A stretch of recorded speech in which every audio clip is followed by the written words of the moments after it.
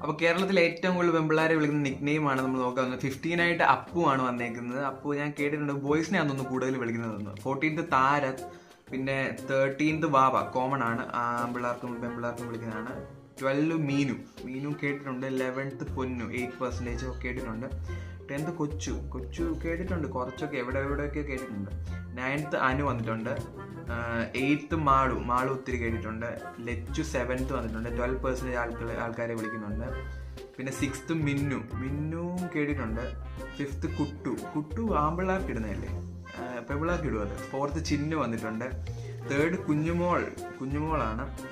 2nd Ammu, ഇവിടെയും ഒരു അമ്മു ഉണ്ട്.